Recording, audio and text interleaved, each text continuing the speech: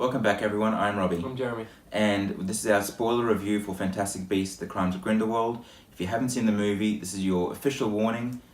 Switch off, go watch the movie, and then come back, because we'll be diving deep into spoilers. We do have our non-spoiler review up on the channel right now, so you can always go check that one out, just so you can see our general thoughts. But here we go.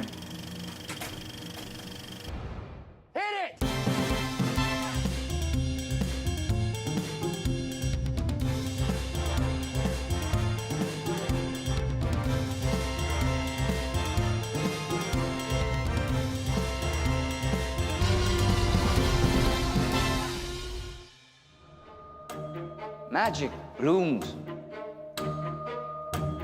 only in rare souls.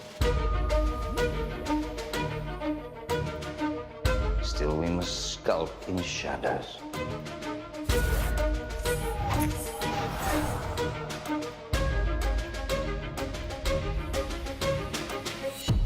But the old ways serve us no longer.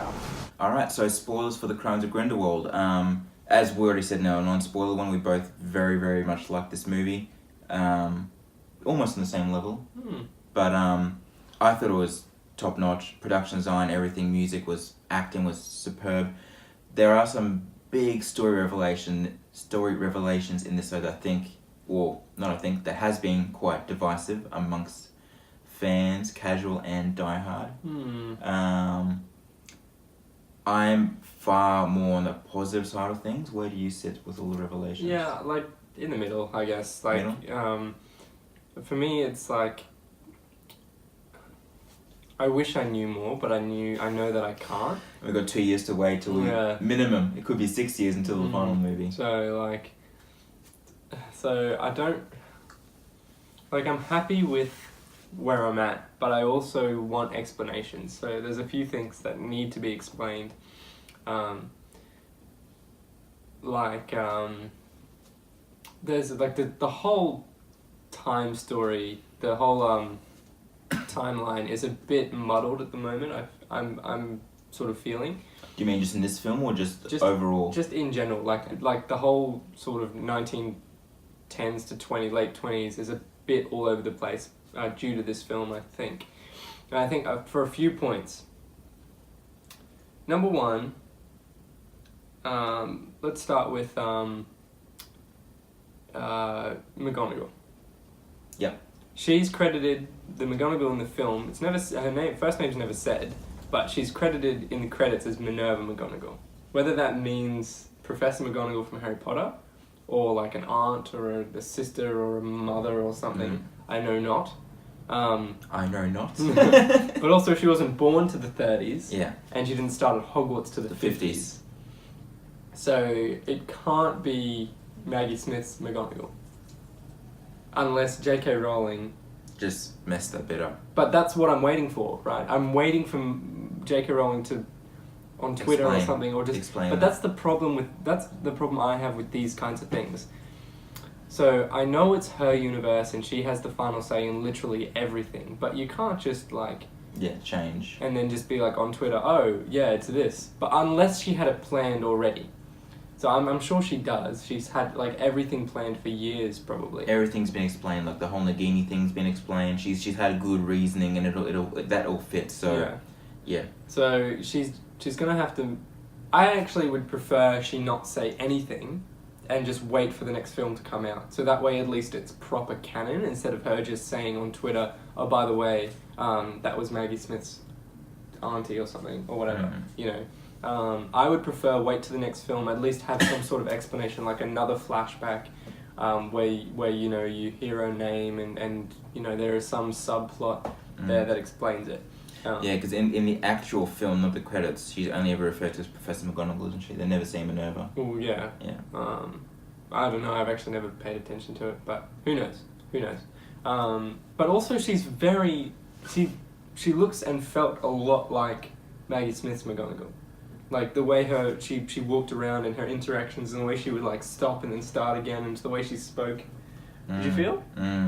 So I felt like, I don't know the actress's name, but I felt like she was trying to be like Maggie Smith.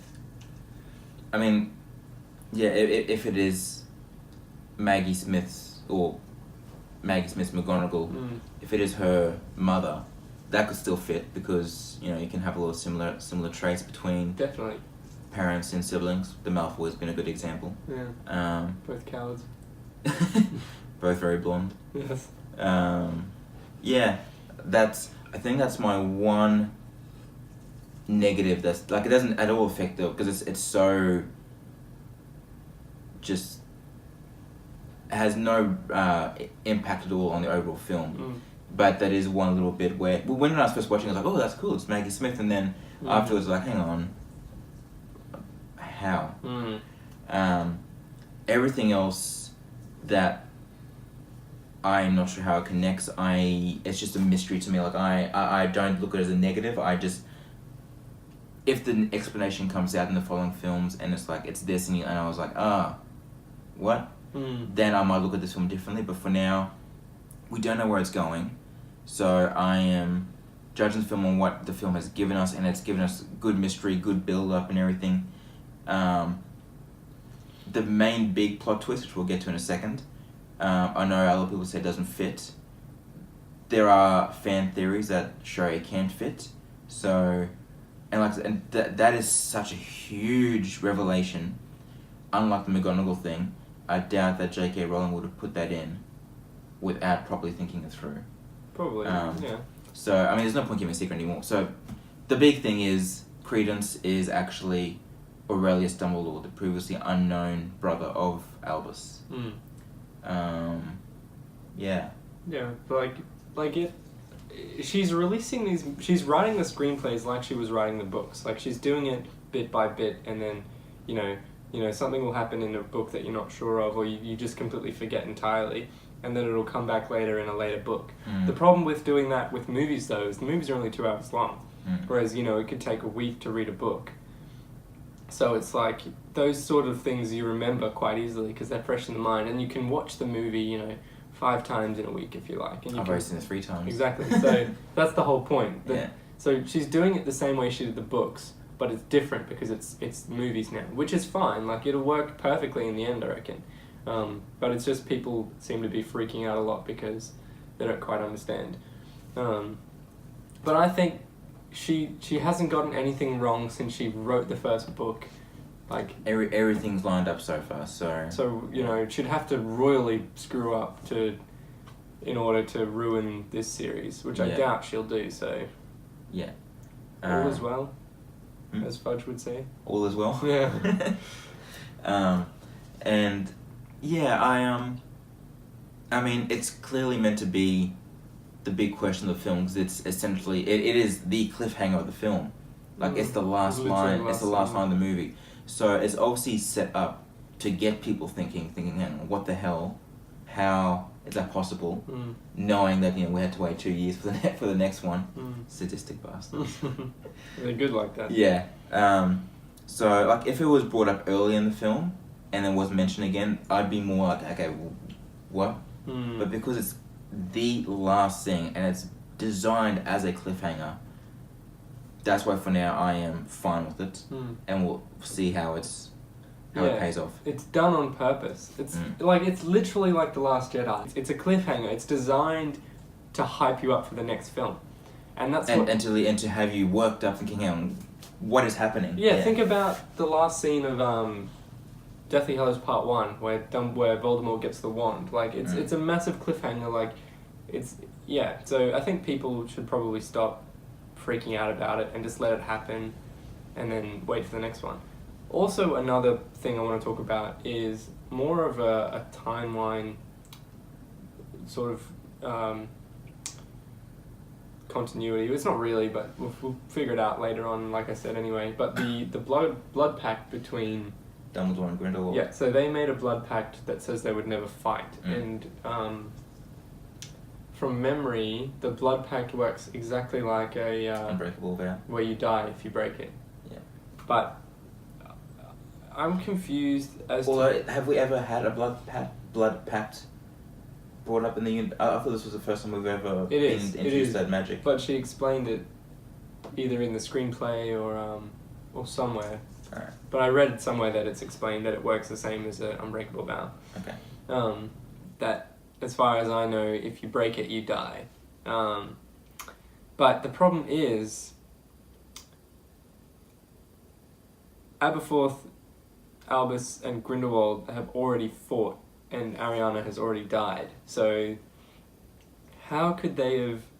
Why would they have made a blood pact after that? You'd think they would make it before that. Or maybe... Well, it's probably the death of Ariana that drives them to do that, so they probably do meet again unwillingly, but meet again to avoid anything like that happening again, since they are so opposed with each other now. But that makes no sense. Why would you make a blood pact not to fight if you're so opposed with each other now?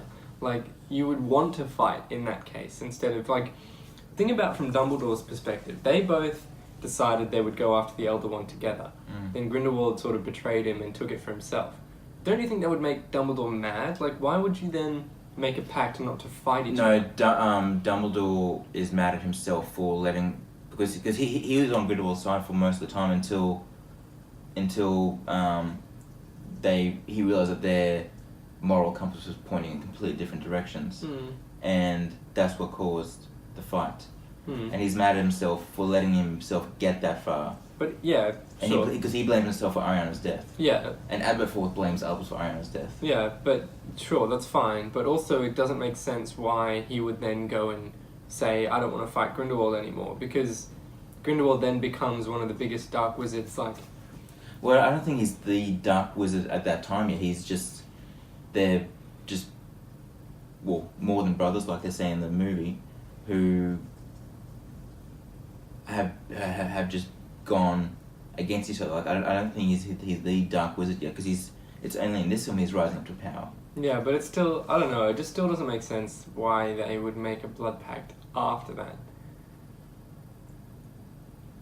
But who knows, it'll probably be explained later. But that's just something that bugged me after watching it. I thought, that doesn't make sense. Why they would make a blood pact after that happened. It's something so big like the Dumbledore brother reveal. I feel like JK would have that explanation ready to go in a future movie. Well, she probably does. Yeah. Hope she does. Well, otherwise this would be a pretty bad movie. Yeah, I know. I've changed my star rating and everything. So, other big things in the film, the other major moment would be Queenie going after the dark side. But that makes sense because... Star Wars. Yeah. That makes sense because... Because... The foundations are laid. Also she can read minds, but also it could be like the Imperious Curse. Could be, yeah. Yeah, you don't think about that. There's a lot of things that could happen there, which is what I'm excited for. I'm excited to see what happens, because I reckon she's either read his mind, realised that she has to be on his side to beat him, or he's used the Imperious Curse on her, and there'll be like a rescue mission in a future movie to come. Both of which I think will be really fun ideas. Yeah. Just quickly going back onto the Dumbledore revelation, Credence, how do you think that fits? Do you have any theories as to how he is Dumbledore's brother? I don't. All I know is that he was on that ship, which I thought was the Titanic. A lot of people have said that. I didn't even think about it, and then people said the Titanic. I thought, oh yeah. But it doesn't make sense, really. It would be around 1912, so... Yeah, because it said in 1927, Credence is... Is it ever explicitly stated he's like 18, 19, 20? Well, no, it's not. It doesn't look 19. It doesn't look 18. No. He looks like mid-20s. So yeah, that's why I'm thinking I don't think it could work like that. But yeah, because from what we know about Dumbledore is that his mother died, and his dad went to Azkaban, and all this I think would have happened before Credence even turning mid-20s. So unless Dumbledore's dad had a child while in Azkaban with someone else, with a different woman. I don't know how that would happen when Azkaban is known for, like, isn't everyone very much kept separate with the Dementor guards and everything? Yeah, also, it's not exactly sanitary for a baby to live in. Maybe that's why he got shipped off. Maybe, I don't know, but it also seems strange that in the room where Credence was, there was nobody else, and they all just abandoned him. So the only reason that he was saved was, well, he was swapped, was because Lita walked in there. Yeah. And swapped the babies. Yeah. Bit of a dick move on her part. But also, what are the chances of her swapping a magical child with another magical child? Do you think Grindelwald's lying? Yeah, that could be the other thing, is that Grindelwald is just lying to him, but also... To use the Obscurus in him. Yeah, but also Fawkes is, like, appeared, but that could also be, like, a ploy. Because... Grindelwald is very powerful. Yeah, there's a few other fan theories that... Because, you know, when they revealed about the Obscurus in the first Fantastic Beasts, everyone kind of latched onto the fact that, that actually really fits with Ariana's story. You know, in the books, J.K. talks about an uncontrollable magical force that bursts out, which is exactly what an Obscurus does. Yeah. So I'd say it's pretty much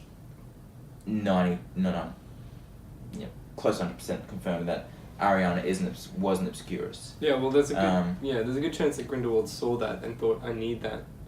There's a theory that just been going around that I saw where some people think that the Obscurus that was inside Ariana latched on to someone else, which would have been Credence. But then he's not old enough, which is the thing. He also wouldn't have been born at that point. No, exactly. I just realised that. Yeah. Well, I've got so many questions. Yeah, it's weird. But quickly finishing up with Grindelwald again, one thing that we mentioned in our non-spoiler review was how I loved how manipulative Grindelwald was. I love how the entire film almost is his manipulation. Like, they all end up at that place because he makes it so. Like, he lures Jacob and all them to the graveyard because of Queenie. Like, he gets to Queenie. He lures Ezra Miller's character, Credence, and Newton, all them, Lita, by taking out the box from the French Ministry of Magic and placing in all at the same time. It's literally his entire... It's kind of like, you know, the Joker almost, like, you know, how he's just playing his chess pieces behind everyone's back, and I love how that all played out. Yeah. And the realization when they walk through the door and Newt and Tina, which, like, the entire thing was bait, like, this is a trap. Yeah, it's good. It's really good. Yeah, that whole final act is incredible, I think. Yeah. In the opening scene. Yeah. The whole movie's incredible. Yeah. So you prefer the first one to this one? Yeah. I prefer this one to the first one. Fair enough. Doesn't top my favourite Harry Potters, but it's in the top quarter, I'd say. So yeah, those are our non-spoiler. Those are our spoiler thoughts on Fantastic Beasts: The Crimes of Grindelwald. A lot of theories, a lot of speculation. Nothing we will know for sure for another 2 years minimum. If we get answers in the next one, it could be the 4th or 5th movie. So, yeah. Muggles are not lesser. Not disposable.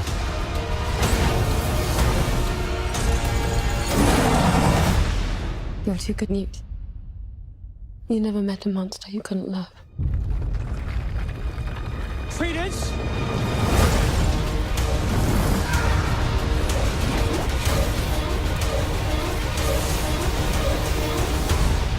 Mr. Scamander! Do you think Dumbledore will mourn for you?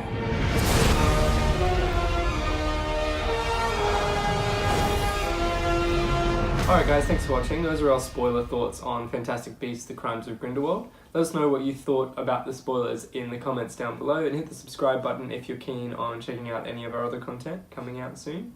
But that's it for now, guys. We'll see you at the movies.